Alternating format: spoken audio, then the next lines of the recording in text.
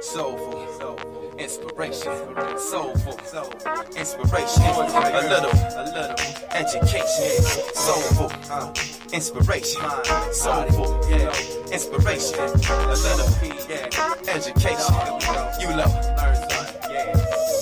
Uninspired and tired is a bad combination, and I'm sad to say that's a dark situation, but I'm thinking of you, so I'm glad to say I wrote a letter on behalf of how I feel today. 7 a.m. in the morning, ain't been to sleep. It's been a night type long and a rough type week. I'm meditating my life on the whole, pondering the where, when, how, ifs I can gain control. It's like a spin of the wheel over roll of the die. They say that you can be a winner at the game of life, but I know the house don't play to lose, so you better know the math, how to make the move. See, I'm a student of the study, how to proper pursue a blunt portion of the profits produced, paying my dues, so I follow the lolly and avoid the fools. But this is trial by fire, so you must stay cool. One rule: envy is a powerful tool. Spy spine all times, everything you do. That way, when the idiots get act cool, you can crack those crabs and continue to move. You know, 7 a.m. in the morning, I'm open up. Long night, ain't been to sleep. I grab my pencil and pad, I'm open. I hope you feel me. Remember back to the slenderest times when we pitched for the pretty penny nickel a dime. Before the world seemed crooked and the gutter was fine. When it was good hood living and a peace of mind. Now that's over. Life will make a grown man sober, head aching, hanging over, feeling funny inside. We never knew the world worked on a bogus design to keep a brother buried deep, broken down and blind. Better still, man, it's ill when you look to find there's a chance to advance, most heads deny. Like a dream and a slice of the proverbial pie, we will remain to reside in the ghetto of pride. Ignorance is pure bliss and these days provide plenty of it to keep a poor man pacified. I try to put him on the business of knowledge applied, but that's a pickle of a deal that's sour inside. But 7 a.m. in the morning, I'm open up. Long night, ain't been to sleep. I grab my pencil and pad, I'm open. I hope you feeling me, man. So many guys that I grew with died, resorted to doing crime and turned doing the time. I can hardly better speak to childhood friends and find every exchange features a fella falling the wayside. That's ill, but then it keeps a brother on field mode, mentally locked and loaded, ready to deal with any form of friction you can fathom the feel. In a world that wheels drama and fires at will, it busts from dawn to dusk and aim to kill. Cause a lot of souls shook and afraid for real. So instead turn their head, tuck tail and chill, in the hopes not to cope, but that's whack. See, you and I are like a different breed, and we bring to the balance such a desperate need. The eagerness to elevate and evolve the scene. A better space, a better time indeed. Sincerely.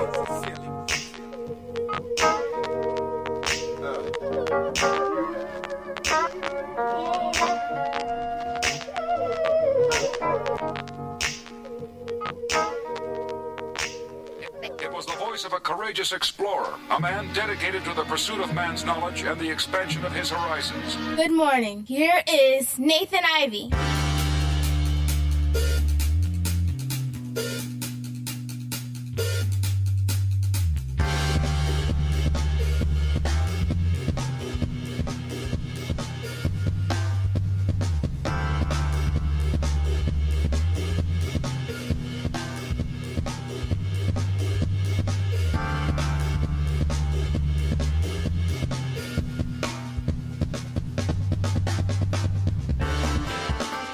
Wow, it is great to be back with you folks. Welcome back. Shout out to the Chop Shop. Good morning. And welcome back to the last honest place in America. Can I be honest with you? I listen, all weekend long, I've been waiting for this moment. All weekend long, I've been waiting for this moment. My favorite part of the show. And if you're just tuning in for the first time, I'd like to recognize the folks inside the Chop Shop. That's our chat room. And I got to say good morning to Ashley. She was first on a Monday, kicking us off right. How you doing, Ashley? And welcome back to the show. Thank you for listening. Currently a few minutes after 7 a.m. in the Queen City. 7:08 a.m. to be exact. And I am your host, Nathan Ivey. At least that's what they call me. Welcome back. Good morning, Ed. He was second in the Chop Shop. And Ed, thank you, and keep it coming, man. For all the folks who've been sending me like leads on stories and little tidbits, you know, I can't be everywhere Good morning and welcome back. Crossing over cats is a hobby since like 1996. I was in the comic books, and then I got into twisted ankles on the basketball court. Who knew? Good morning, welcome back. We'll talk about it all, including the best moment of last night's BET Awards. The absolute best moment from last night's BET Awards. And I'm so conflicted. So conflicted. I did not watch the BET Awards last night. I was concerned with more important matters. Not to say that it's not fun and or important, especially being inside the media. But I was listening to it. The wifey was watching. I think Little Buddha might have been watching some of it, some of the performances. It's Prince tributes. But the illest moment had, in my opinion, nothing to do with music at all. Nothing at all. And that's when a brother by the name of Jesse Williams, NLMC, Gang Recognized Gang. And he was the recipient of the BET Humanitarian Award. And he grabbed the microphone and just really giving us something to think about. I would call it a superlative flow. Okay, something I'm known for. Great flow. Great flow. Although I do have many questions. Is this a challenge for BET? The president's chairman, I'm not sure what her title is, Deborah Lee, she runs things. She was on stage with him. I'm sure they got pre-approval of the script or his speech beforehand. Okay, I'm sure. But I thought that what he said in a lot of cases made a lot of sense. And listen, some of you folks might not be BET Award watchers. Perhaps you were watching the series finale of Game of Thrones. Cersei did what? That was crazy. And listen, I'm not going to judge you, at least not right now. Maybe later in the show I'll judge you. Not right now. It's too early for that. Judgments don't start until 7:20 a.m. Broadcasting live from the Queen City. It's going to be a bit muggy today. How was your weekend? Good morning to you. Welcome back. Hope you had a fabulous weekend. Fabulous weekend. My sisters came over because Little Buddha's birthday was Friday. And so her aunties who never come see her, never come over. I ain't putting them out there. I'm just saying. In a lighthearted kind of way. They came through the spot and dropped off some guilt presents. It was great. Guilt present. I'm joking. Maybe not. Either way, we'll take them. We'll take them. And her first auntie came over because, again, I am the oldest of 5 children. I am the older brother, which was just not good for my siblings, especially my little brothers. But that's another story. That's another flow for another show, as they say. Sisters came over. I'm like, damn, whoo. Man, my sisters used to be so small. And now they're getting bigger. And then that was my sister. She came over on, what was that, Friday. And then my other sister, she stopped by on Sunday and picked Little Buddha up. They went out. I'm always nervous when people want to take your children places, family, friends, whatever. It's just not you, okay? They're not going to do things the way you do. But everything was okay. She came back safely. And for whatever god-awful reason, when my sister came over, she brought a turtle with her. She had my sister, my little niece, the daughter of my brother, the one who hates the Cleveland Cavaliers. That Buster, that one. And it's rare when she comes to the house, so I had no problem with it. It was cool. But for whatever god-awful reason, my daughter, my sister, decides to bring a turtle with her. And I'm not talking about like turtle candies. That would have been great.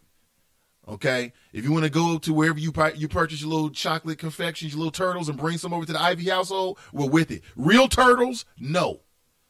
And after she left, I told the wifey, okay, new rule, if you come to the Ivey household, your pets stay outside. Your dogs, your cats, your canaries, your boa constrictors, your pet ants, and your pet turtles. They stay outside because I don't know what I was thinking. I don't even know how this guy slipped past me. If you know anything about me, okay, on a personal level, I ain't playing. I don't go for that. My home is my castle. I want it pristine and clean, okay, the way I want it. And the last thing I want somebody to do is bring a turtle to the house. Then Junior somehow. I don't know how people don't watch these boys. Watch this kid. He's fast. I mean, we're all in the living room. We look over. Junior has the little turtle container, and guess what he does? Turns it upside down. Do you have any idea what that smells like? That little turtle cesspool in my carpet? So let's just say I wasn't happy. But I tried to contain myself. I didn't just completely go off. My sister was like, uh-oh. She already knows she grew up with me. She know I'm not playing that. Come to my house, and then you want to spill turtle juice in the living room? Really? Yeah, I was none too happy. So now we got a brand new rule. Just telling everybody up front, I'm not anti-animals. That's your personal business. When you come to my house, leave your animals outside. That goes for your fleas, your ticks, your bed bugs. Leave that outside on the porch. Who's driving around with a damn turtle on a Sunday? She's driving around with a turtle. This is what my sister's doing. Her, my niece, and a turtle. It was hot as hell yesterday. And I don't think that turtle's going to survive because nobody's watching after it. Y'all think I'm joking. I was not happy one bit. Have you ever been around one of those turtles? Oh, it's so cute. So look at the turtle. Oh, nice. Can I touch its shell? Oh, I'm touching its shell. Some folks, it just gets just blown over with the obvious and the mundane. It's a turtle. But you take a whiff of that case or that container or that cup or I don't know what people keep turtles in. I have no idea.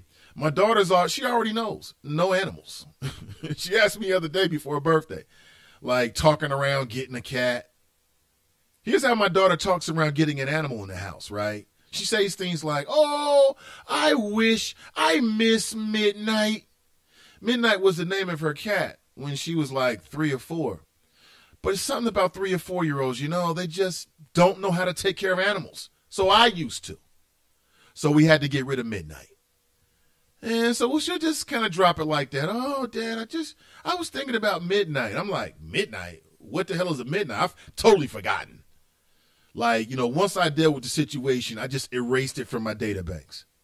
Okay? And then it dawns on me, she's trying to get a cat. And I have to tell her, you can get a cat.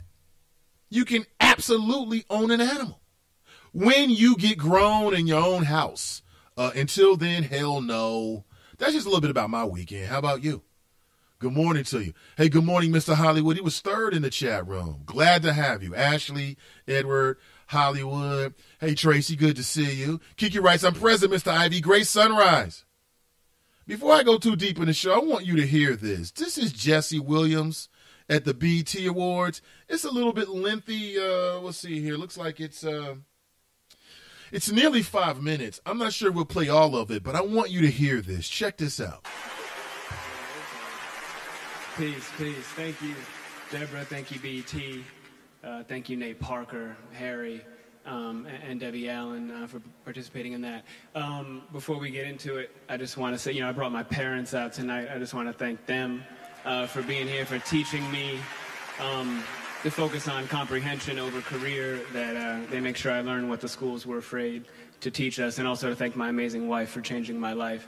Now, this award, this is not for me. This is for the real organizers all over the country, the activists, the civil rights attorneys, the struggling parents, the families, the teachers, the students that are realizing that a system built to divide and impoverish and destroy us cannot stand if we do.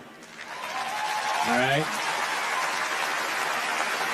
It's kind of basic mathematics. The more we learn about who we are and how we got here, the more we will mobilize.